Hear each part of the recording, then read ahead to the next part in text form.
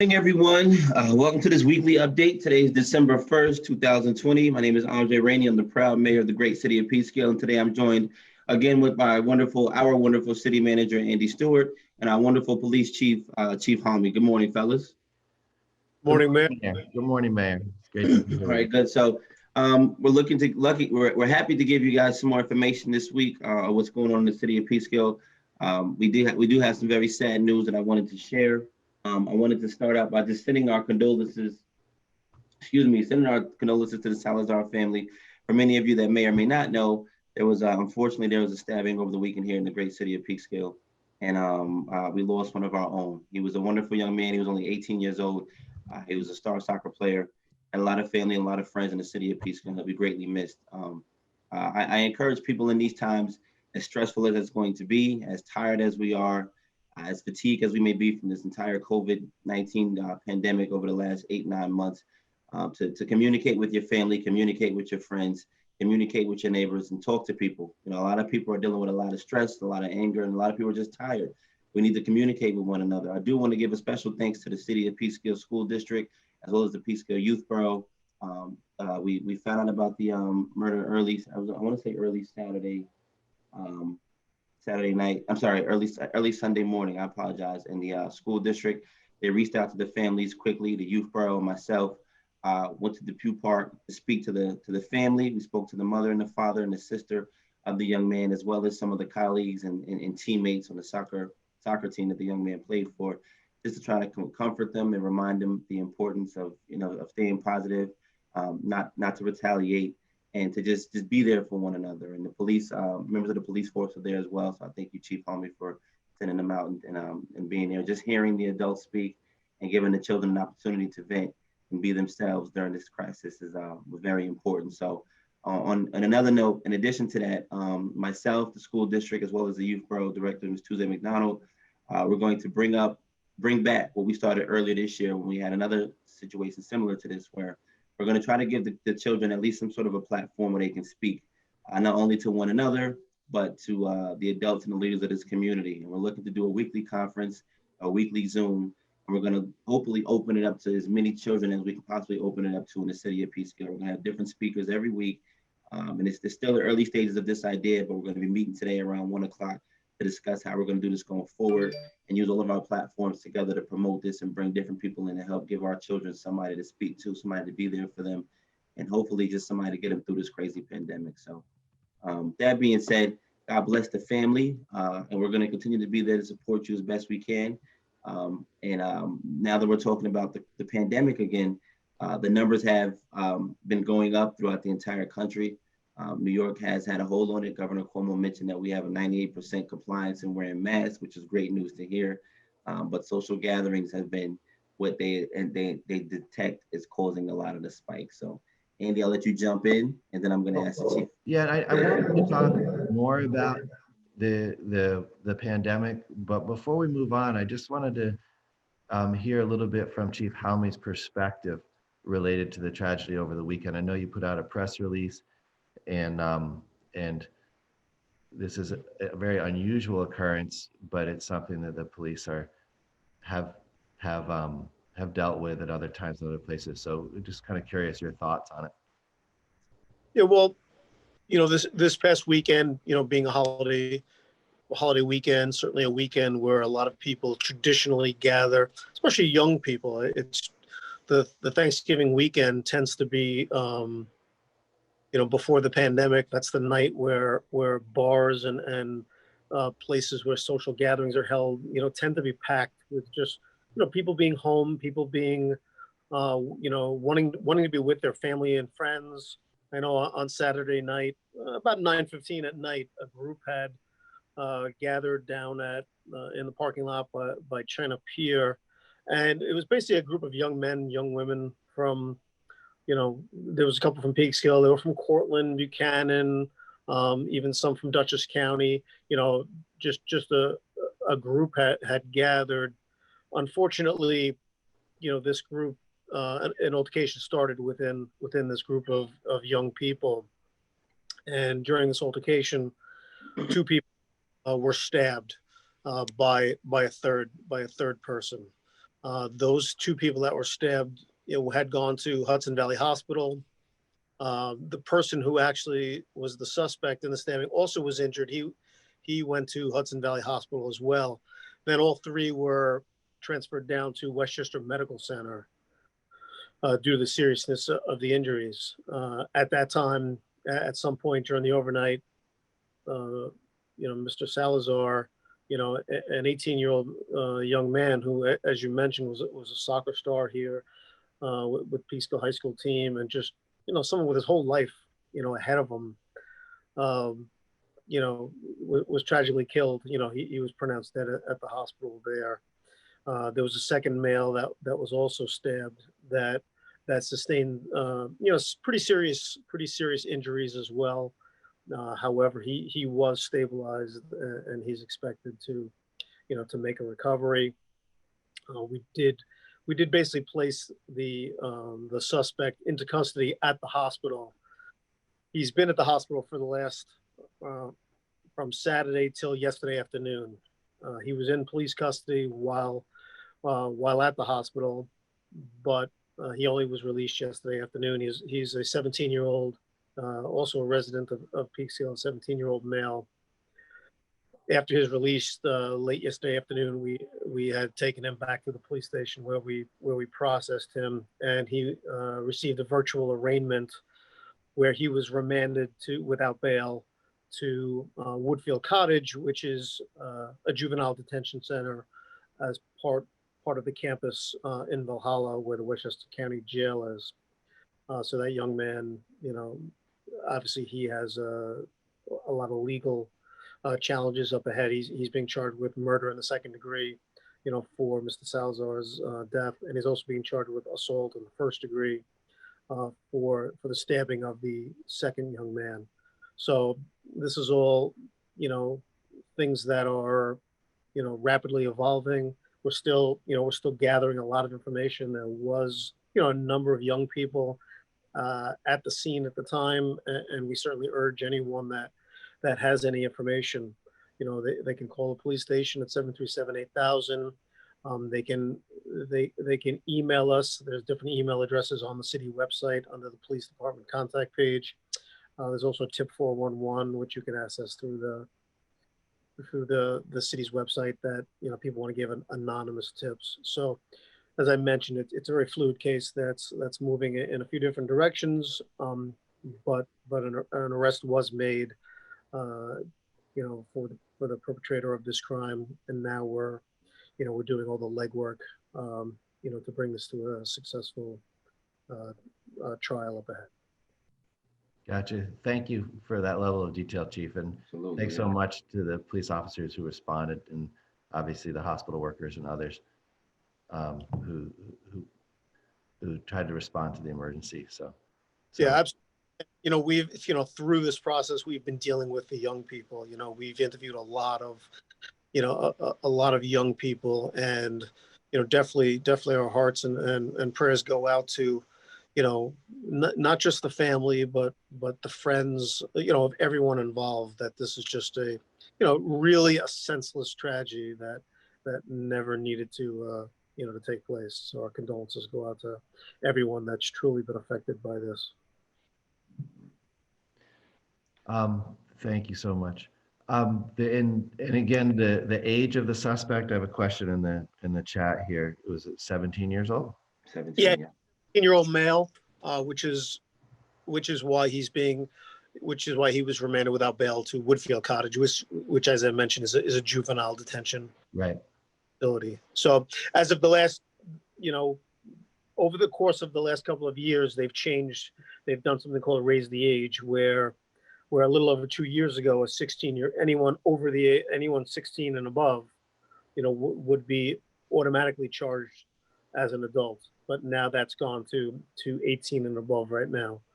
So, we do, based on that change in the law, the raise the age law, we need to treat a 17-year-old as a juvenile through the court system. Got it. All right. Well, thank you so much for that. Yeah, I appreciate the getting more of the background on that. Mayor, back to you. I know you started talking about the COVID situation. Actually, the police are involved with that too. I mean, just to Yeah, back that. I was gonna say, I definitely want to, we've been, like I said earlier, listening to the governor speak today. Said the state of New York is pretty much at 98% compliance for people wearing masks, which was probably the only good news that the state has heard thus far about this process of getting people to take this serious. And he identified COVID as the Grinch to remind people that this is the Grinch that stole Christmas. We can't risk and take chances as much as we want to be with our families. Unfortunately, because of this, and he says that that seems to be where they're detecting the spike to come from. So not only is it important for us to be reminded and continuously share the message and convey the message to the people in the community, but we've seen and heard about people playing volleyball and playing different sports activities in different areas of the city without wearing masks, more than 10 people, 15, 20, 25, 30, 35 people at a time all together. That's not helping people. If you know somebody that's doing it, notify us. And I'll let the chief speak a little bit more on that because he's been notified a few times. And the building department, as Andy can speak on more, has been forced to shut these type of events down, and they'll continue to do so. So we just ask people, just make it easier on yourselves, make it easier on the staff and the police, and just avoid these gatherings, avoid these events. I don't know how else to say it to the people to let them know how serious this is. But Chief, if you can speak on that, the phone calls you've gotten, how the police handle them, and what you would encourage the community to do. Yeah, one of the things that sometimes people don't realize is that the police as an authority figure, we do not have jurisdiction over all, you know, basically over all. We do have over most laws, but as far as there are other aspects such as like executive orders that they're not criminally based. They're not something we would be making arrests on right now. And there are other departments that handle certain things, such as code enforcement, just like the health department will deal with. Say if you go into a store and clerks are not wearing their masks, if bars or restaurants are serving people not illegally, but after certain periods of time and without food service, things like that. Again, that would be dealt with by the state liquor authority, and as we mentioned, the building department here will deal with a lot of different code enforcement. But typically, since the police department operates 24/7, we will respond to most of these locations, and certainly do our best to shut down the activity that we see. But we'll also document, we'll forward to the proper agency that would handle if there were to be summonses involved. We talk about, there are codes, for volleyball games of what is allowed.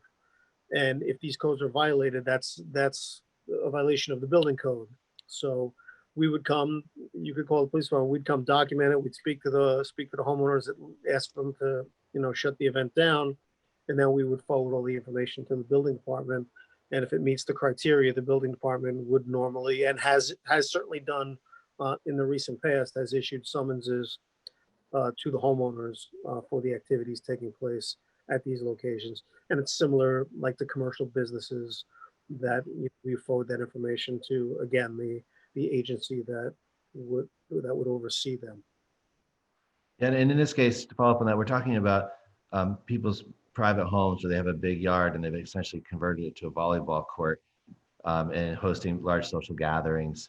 And a couple have been shut down through this process, but I know there was a complaint over the weekend.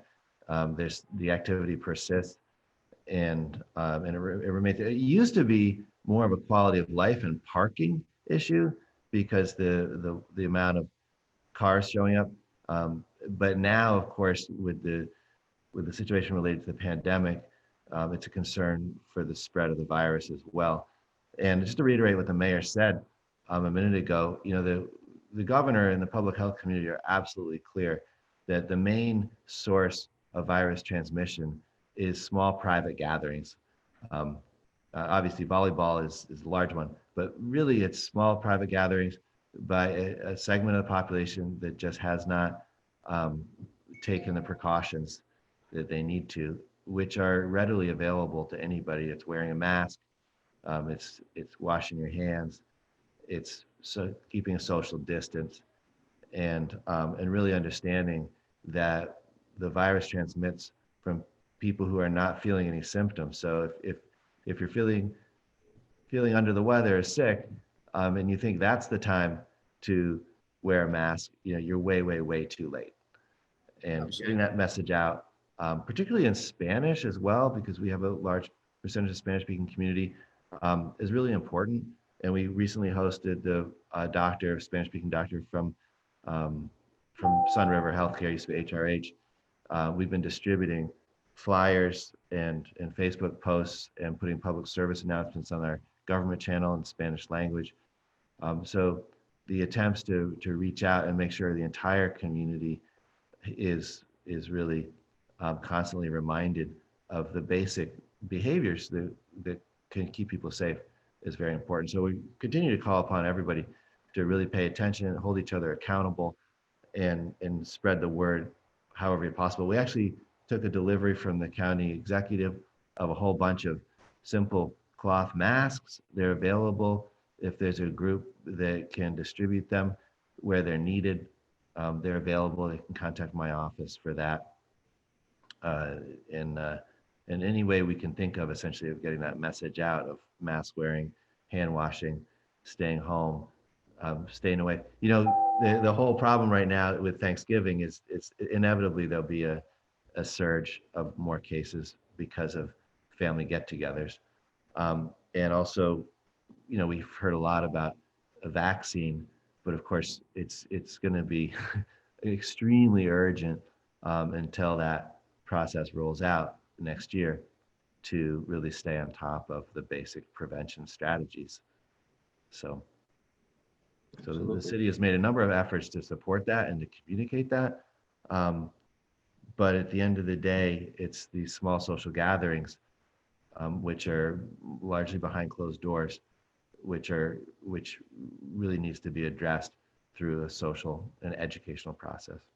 Absolutely. So, putting that message out is going to be more important, just as important as putting out the message for wearing the mask. So we're looking to work with the county on how to get this messaging out to the people. I know we've done robocalls. I know the city manager has had, almost about, I want to say up to 200 signs throughout the entire city in Peekskill, posted up to remind people of the importance. I know the chief has tried his best to remind people, because I know that the last thing that he wants to do is have to send his officers out there for these type of calls just to shut something down. Because not only does it endanger the community, but it also endangers the officers now. They have to take risk, and the first responders as well.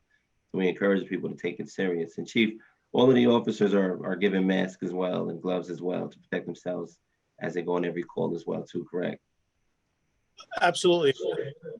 Fortunately, the county's emergency operations center, we were able to get, a lot of PPE equipment, and our officers are issued the equipment, and it's constantly being updated. And listen, I will say that, first responders are out there, in the trenches dealing with people, that are COVID positive, especially, your EMS workers, your fire department, and yet they're doing the right thing to keep themselves healthy. And it just goes to show that if you just do the right thing, and kind of just wear your mask, wear gloves when needed, you social distance, it's totally preventable. Absolutely. So, and that's coming from people that deal with it every day. So just that little bit of effort, goes a long, long way. Yeah. Thanks, Chief. So, being that we understand that the city is still updating our city website as often as possible. We're updating our city social media page. We seem to get more traffic on our Facebook page and our website, so we've been trying to be a little bit more vigilant on that, as well as our government channel. And if any of you have any questions, you can always email my office or the city manager's office or any of the other council persons that are on the board now for any information on how you can play your part. We will be still doing our food distributions on Friday at the Youth Borough parking lot with Feeding Westchester and Westcott. Peekskill City Youth Borough also does theirs on Thursdays. But all of the dates are on the city website under the Peekskill Youth Bureau. If any one of you are interested in volunteering for any of these events, we supply masks and gloves and sanitizer as we give out the food. We have a safety way of doing everything. We have support from the West Cop. So if you're interested, please just email me, arainey@cityofpeekskill.com. And we'll definitely let you know what dates we can use more volunteers. I do want to say thank you to the Rotary Club. Members of the Rotary Club are going to be volunteering with us next Friday. And I believe the third Friday of this month. This food distribution started back in early May, around the time that Seatown closed, and there was a way to try to supply food for the people in the downtown area, especially our seniors who may not have access to food or may not have the money to purchase food due to losing of jobs or whatever else is going on. We've been able to extend it to the end of December. If we can keep it longer than that, we most certainly will. So you'll see us out there every Friday with West Cop, and every Thursday with Youth Pro. The dates on the city website. I think we need to wrap up, and just to sort of segue on your comment about the volunteerism, which is so much the heart of the community, Mm-hmm. and it's so important to the city organization as well. Maybe a lot of people don't realize how many people serve on boards and commissions, and so if folks are interested in volunteering within the city organization in land use or parks, other kinds of committees, please check the website and stay alert for those invitations when the vacancies occur. I also want to mention another just extraordinary example of volunteerism lately has been our police reform task force. And since the police chief is on, I thought maybe we should close out with a few comments about the status of the task force. It meets weekly. The committees that have been formed across a broad range of police policy and procedure issues meet. A lot of them meet off calendar weekly as well. And there's just really been an outpouring of effort on that. Sorry, my timer is running here. Yeah. So I wanted to let folks know that there is another public meeting of the task force coming up in December. And December 17th. And that will be, I'm notified and promoted, and really encouraging people to join that process, to come with comments and questions, to read the city website and the background information and the governor's emergency order, and kind of dig into these issues as we move towards putting together recommendations for the city council to consider early next year.